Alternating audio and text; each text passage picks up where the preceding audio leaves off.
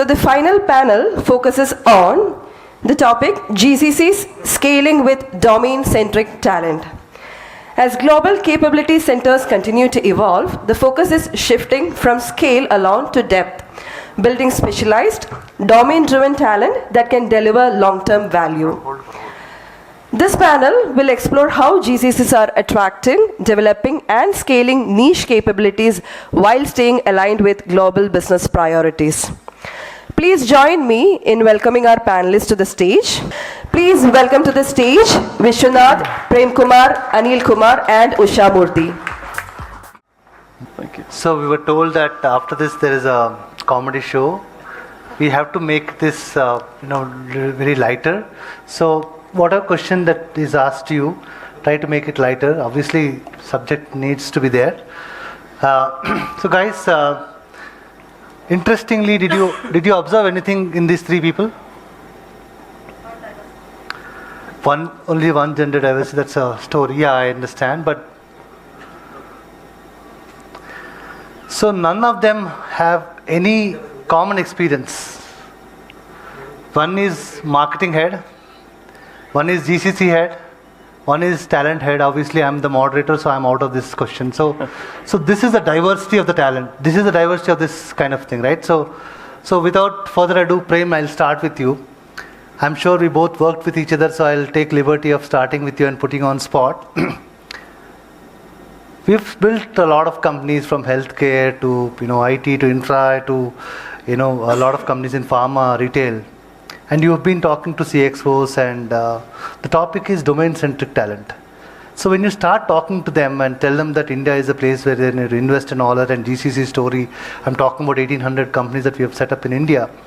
So what is the narrative that you go after, and how do you convince them that yes, this is the talent, and how do you differentiate domain-centric talent to a talent that is generally non-domain-centric? Thank you.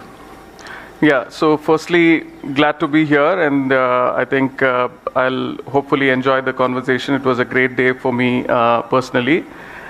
I think GCC, of course, is the talk of the town. This is more like a gold rush now. Everyone is wanting to be in this particular space. The uniqueness of GCC is all because what we have built over the next the last 20 years, 30 years, we have together brought this to life. And what we see today is an seismic shift in terms of how enterprise actually look at GCC and the talent that we have in our country, right? I'll give you an example. Ashish Grover, who heads Falabella, he was actually running retail for Agio Reliance. He had a lot of experience with him from a retail perspective here. Falabella, which is a Chile-based retailer, actually it's a conglomerate, it does more than just retail, chose to bring in Ashish as the center head and said, okay, you just manage this particular team and build a capability here, right? What happened is phenomenal because Ashish just didn't build a particular capability, which is predominantly tech, but he completely changed the narrative of how the enterprise can think what can be achieved from the GCC. He brought in the retail expertise, which is the domain expertise, and of course he's a tech guy himself. He combined these two things and created something which is extremely powerful for the enterprise, and eventually changed the entire landscape of retail for Falabella. He was moved from here to Chile to run the global CIO. Wow. All this happened in the period of 3 to 4 years. And eventually, what we can see is examples like this, not one, but many. And these are the stepping stone for all the enterprises and GCCs that live here, right? So I think today we have more than 60 plus leaders doing global roles. We think like the headquarter itself.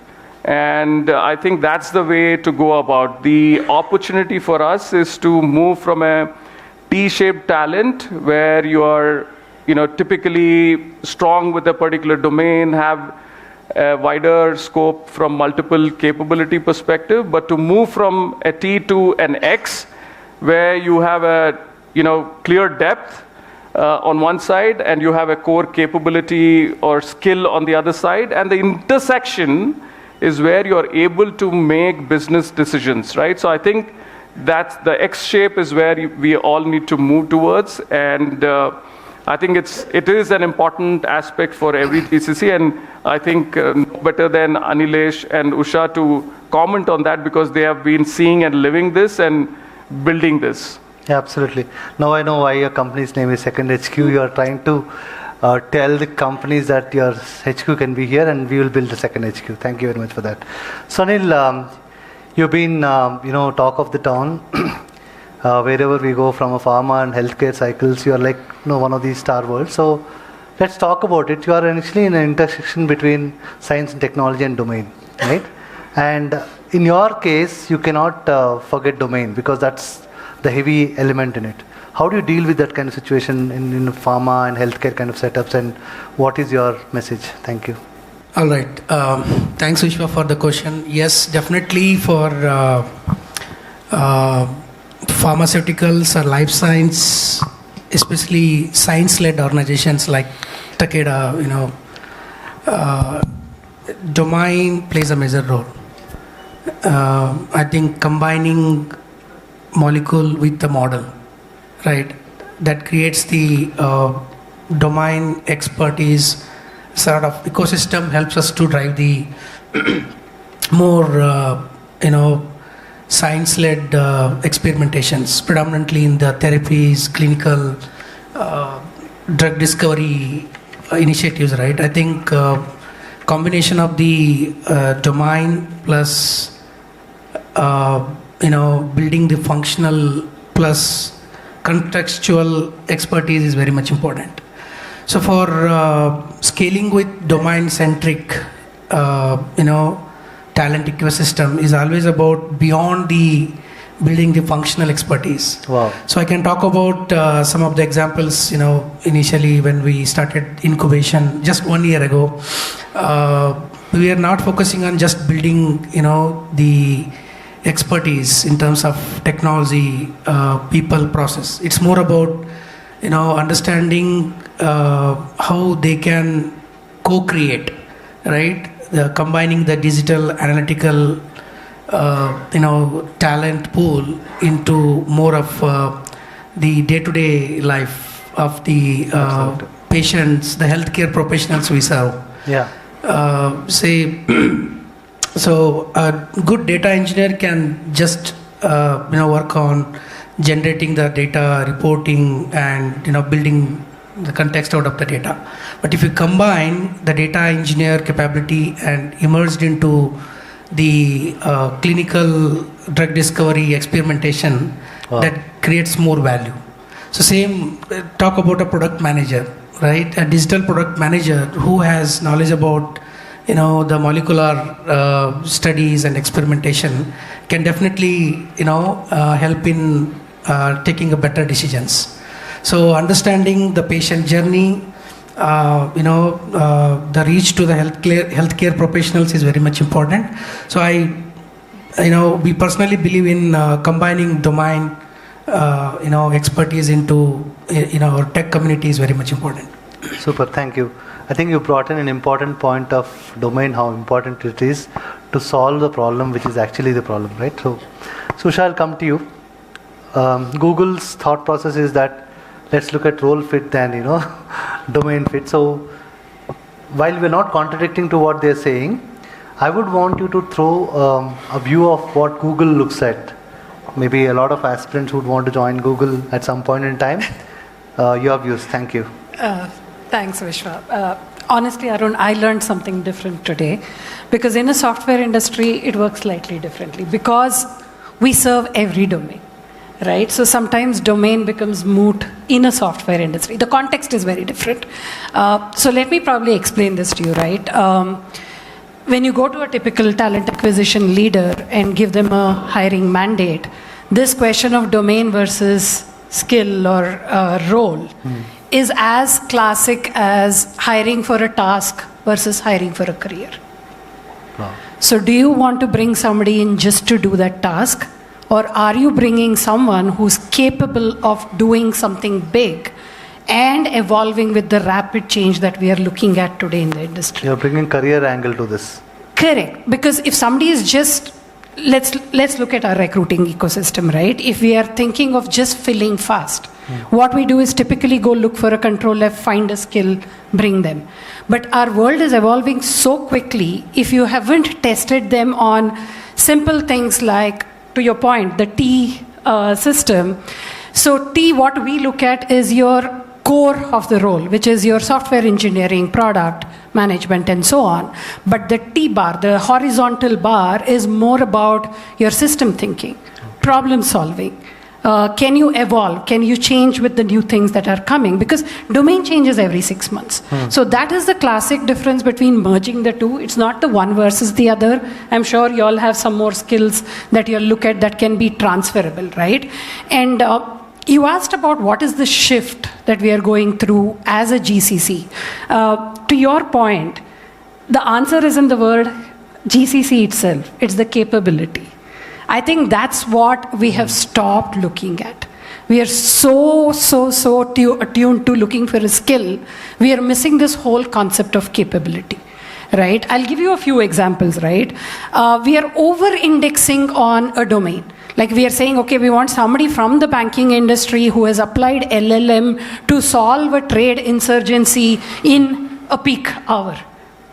It doesn't make sense, right? Instead, look for somebody who's thinking of, yes, they should have solved for scale. They should have been working on algorithms, but those are transferable. Can you look for somebody from a gaming industry who still has experienced the same volumes, big latency errors, and still fix it? So as recruiting, I think we need to look for transferable skills and not get stuck in just the name of the skill.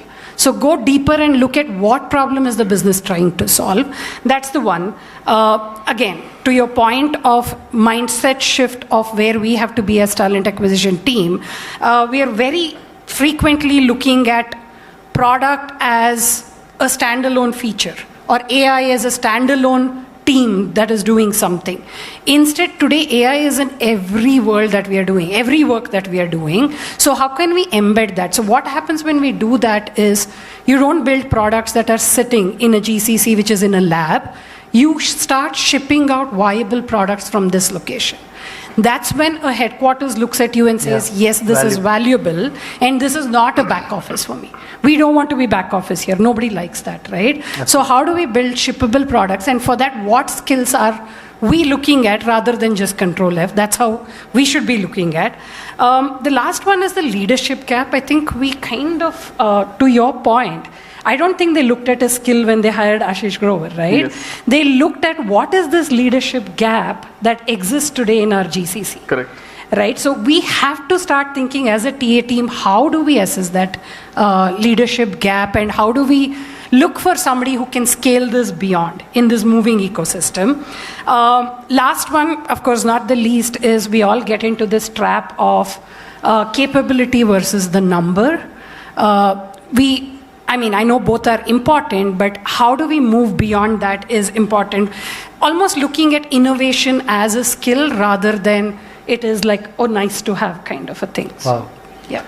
I think you made an interesting point of transferable skills, and in general, if we add the transferable skills, we automatically add pool to the talent, which was not available earlier.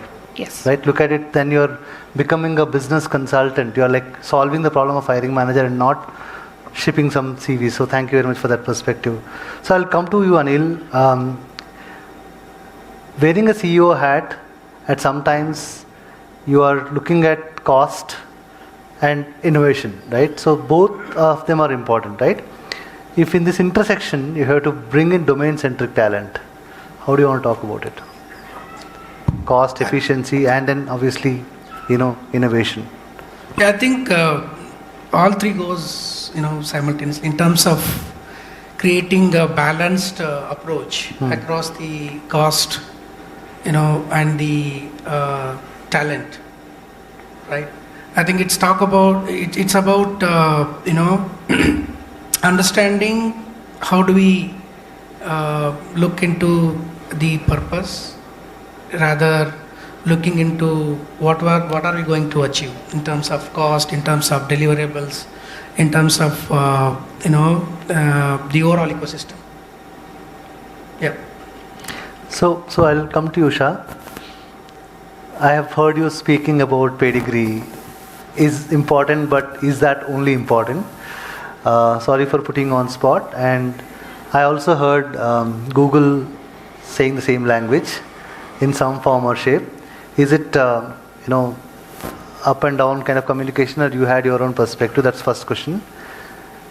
Looking at this and adding the domain aspect to it, how do you want to answer that? I'll come to that aspect of my personal thought as well, but then just for everyone to know, Google does not look at pedigree. Wow. I mean, y'all may think that yes, we look at pedigree. It just happens to be an easy way of looking at the top talent for our recruiters alone. So this is basically a recruiter fix and not a Google fix, to be very honest. Wow. Right? In fact, even when you look at the role descriptions that Google writes, we don't say a graduate degree is a must. We actually say if you have 4 years of experience, instead of a graduate degree, we are good to go. Right? So what we look at, even education, is more like a learning experience that the candidate has had, and it's not mandatory. So definitely pedigree is not the thing. We look at 3 different pillars, right? As a talent acquisition team, if it's not pedigree, what are you really looking for? Or how do you sell, or how do you go after this talent becomes critical. So we can talk a little bit about, if we are not looking for pedigree, what do we assess? It becomes hard, right? You need tangible skills to go look for, to bring them and then assess them. So 3 areas that we differentiate. 1, where and how do you source? Second one, how do you assess for this capability that we have been speaking, which is not so tangible? Third one, of course, for the GCC, how do you sell, right? It's important. Are you still selling your global brand, or are you selling something that you're here doing in India? So from a sourcing, or rather, where do you look for? My recommendation is go beyond LinkedIn, go beyond your job boards. That's just giving you the same old things or the same old people and not the right people that you need to. Go beyond it, go look for Stack Overflow or GitHub or other places. Make AI work for you, make your agentic AI work for you in those places. I know it's hard to do it. Second one is just don't look at one kind of a source. You can look at people who want to come back from the US, or you can look at alternate sources of who's building rather than your failed startup ecosystem. That can be one, or all those different kind of things is what we should be looking at. A pedigree or a college search will only give you that many people, right? There are at least 500 companies competing for the same pedigree that we are going after. So that's not giving us the right kind of people. In terms of assess, big thing is do not assess for whether you can do the job today. Look at something beyond. Can they lead to your question? Will lead code give us the answer? Like a great, in fact, Google started with that. If you all remember, all those major problems, can you put a round manhole cover into a square hole and things like that, right?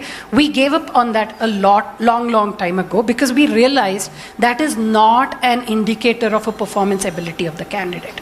So now we have moved beyond a lead code or anything like that. What we are looking at is, can they think of a systemic evolution? We pose problems in terms of what happens when you are implementing a product and this problem occurs. So can they debug something as they go? So this is what we check for. Or we are looking for people who can think of a product cycle, to your point, take it beyond. Can they launch it from India? Can they make a product for the world from India? Wow. So that's what we are trying to look at, rather than just come and do the task of, filling that software engineer, staff software engineer kind of a role. The last one is, I think this has become critical for Google and many other companies that I've worked for.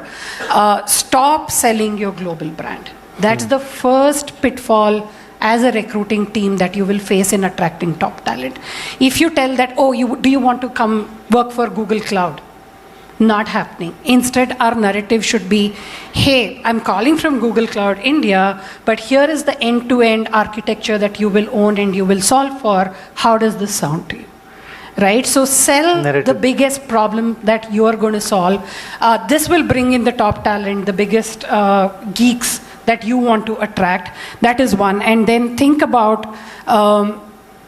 how are they thinking of something like you may ask, what is the measurement for this? How do you measure if recruiting is successful when you're not hiring fast enough, or when that is not the measure, or is that the only measure? The biggest thing is go beyond the time to fill, go for quality of hire. Go for time to scale, or time to deliver, or time to innovate, Not time to rather hire. than time to hire. So that's how I would sum it up.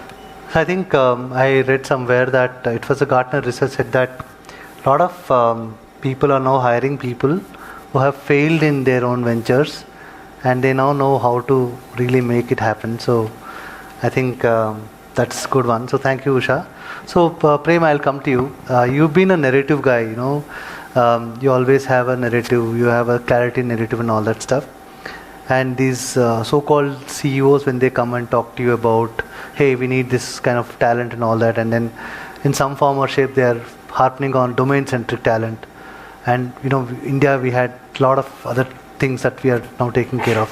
What do you suggest to them, and how do you ensure that they're in safe hands by doing what they're doing? Firstly, I'm very glad, Usha, that you've said that, you know, the GCC has to move away from, you know, people to capability. I mean, now I think we can't throw people at a problem. You really have to think differently and create something unique, right? And I'll give you an example. We were talking to an Dubai-based Bitcoin platform company, and we were hiring very niche skills. These are almost like somebody who is into, you know, really niche AI platform building. Very hard, and we never thought, you know, it will be that hard, but you know, it was very hard to find people like that. When we started interviewing them, after 10-15 minutes, we felt that they are interviewing us, because you know, they are asking so many questions. They ask questions like, what's your balance sheet look like? What are you doing? Who are your clients? What is your revenue per month? What is your revenue per employee? And the benefits are, you know, something that you would never even imagine. They are all talking about creating value for the company. There is no time conversation in terms of how much time you're going to give to the company, what is your per day, you know, log in, log out.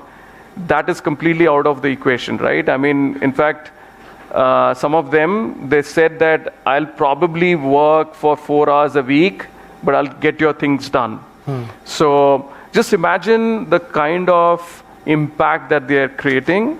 So I think coming to your point, I think it's extremely important that you call out what you are really working on. I would put that in 3 different buckets. One, call it like CII. Basically, first talk about the culture that you're going to be embedded with. I think a lot of good talent really believe in working with like-minded people, good culture. I think it's extremely important from a long-term perspective. Second is impact. Like very rightly you said, it's important for them to, you know, understand what's the problem that they are solving. So eventually the larger impact is something that they like to own. So you know, it's important you call out. The third thing is innovation, and you know, very oftenly used word, but I think innovation could mean a lot of things. Innovation for a talent could mean what he or she can actually build over a period of time, which he or she would not be able to do alone, right? I think that kind of ownership and accountability, if you can show through your job description and your conversation, I think it'll really stand out. And that's how I think, especially for leadership and key roles, I think you need to really invest and put this upright and do it, you know, really well. I think you made an interesting point, job descriptions, right? Today, maybe 70%, if I'm not wrong, job descriptions talk about what they are supposed to be doing and some skills, but then the impact, the innovation and culture, fairly not many companies talk about it. So thanks for that. So maybe parting comments on any things that you would want to talk about, specifically on this point. And then obviously we heard that close to another 2,500 GCCs are coming to India, which is a great story. So if you want to talk about any of these things, narratives, it will be helpful. Starting with Prem. Yeah, I think this is, like I said, I think this is the most exciting time that I could, think of. In my experience, we have bought some great brands, and I'll be proud to, even tell my kids when we walk out on the streets to say that, this is the brand that we bought maybe after 10, 15 years. So GCCs are here to, be there forever, right? I mean, any company which comes here doesn't come here to go back. So they all are here to stay. And the talent is available. We are the biggest market from a talent perspective. There is, of course, gaps in terms of how do we look at getting the right talent, faster, more meaningful work, etc. I think those are the areas that we are still trying to work. Secondhq as a company, we are a full-service GCC company. We help enterprises to build capability in India, but we also help GCCs who have not achieved the best of their potential to relook at, reimagine what they are doing. So I think it's extremely important what we build as a stage on every parameter, not just talent. Today we are all talking about talent, but I think right from the leadership to what you build as a capability and what you deliver as an outcome is extremely important. So I think we have a lot of work to do, but I think we are in a very good shape.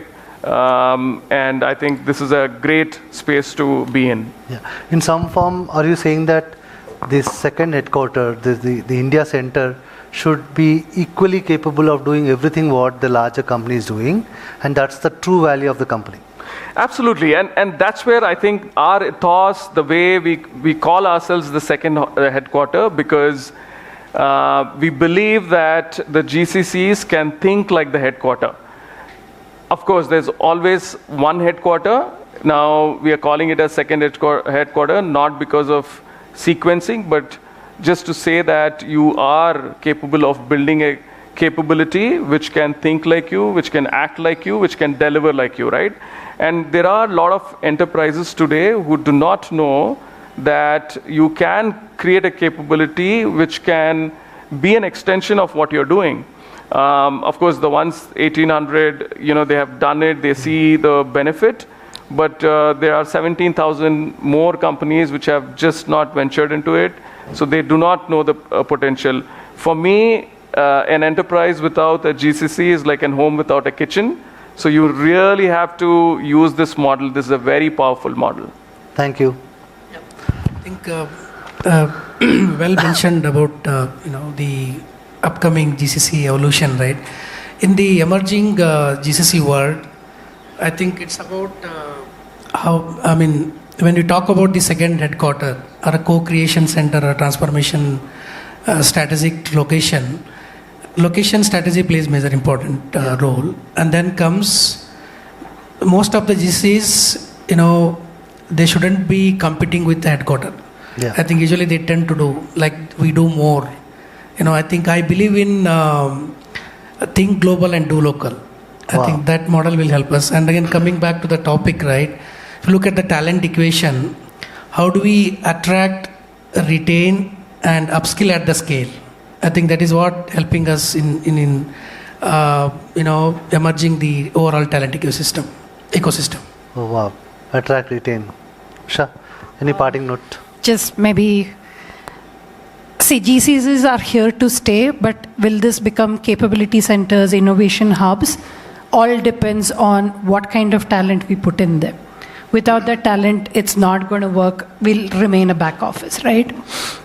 So one of the things that we have the most important responsibility to do that is hire leaders not by title, leaders who can think on something big as a problem solving, take on a challenge or a problem and solve for it. As talent acquisition leaders, bring this human inside you. The rest of the job AI will do. Wow. Right? So think about how do you talk to people on what have they failed upon. Speak about their failure resumes. Try and identify their leadership potential because we need leaders to talk to the global HQs saying that we are your counterparts and not a back office, right? So identify those leaders, which is a core human skill as a recruiting team or as a talent team, as a leadership team as well. It's a joint responsibility to find those people who can take on this challenge. Don't go for a skill alone or a domain alone. Look for people who can take on these leadership roles, and that is beyond just being a control F recruiter. So that's the responsibility. So the narrative that we are your counterpart is more important than the narrative of your back office. Thank you. With that note, I think we'll open for one question, maybe. Okay, we're really short of time, so one very quick question. Just raise your hand, tell your name and the question that you are directing to. Hi, I'm Chaya. We're talking so much about GCC where it applies to lateral and leadership hiring. I open the question to all three of you, or even Vishwa. Yes. Okay, thank you.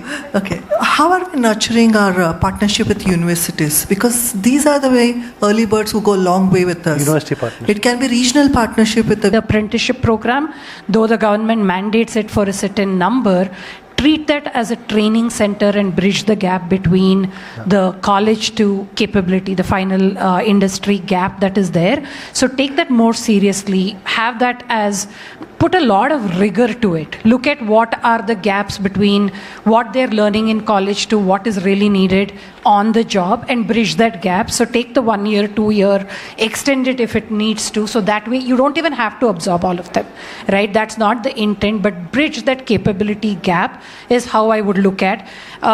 The top universities don't need help. The IITs don't need help. The smaller ones, in fact, our apprenticeship, we say we don't want to look at any top colleges at all. So we don't test a skill at all. Zero test on skill for our apprenticeship hiring. All we look at is a skill called general cognitive ability. So can they think beyond? Can they go deep and think about a problem, ask questions, find solutions? That's the only rubric we test when we are hiring about 2,500 apprentices at Google. And they all come from tier 2, tier 3 colleges and cities. So that's something that we should all do as corporate citizens. I think that's something that we owe to our, to our ecosystem back. You have asked I think the most questions you did ask, and thankful for that. And there is a gap actually from the academia as well as the curriculum as well. So I think there is mandate from the government, like Usha said, but there are a lot of these non-profits which are doing a fantastic job. Again, corporates like Google are doing a great job in ensuring that they are accommodating talent from the tier 2, tier 3 towns. But there is still a huge gap that has to be addressed from the other side, like how the corporates behave. There has to be a thinking which has to be placed at the academia level as well. Thank you again. Thank you, Usha.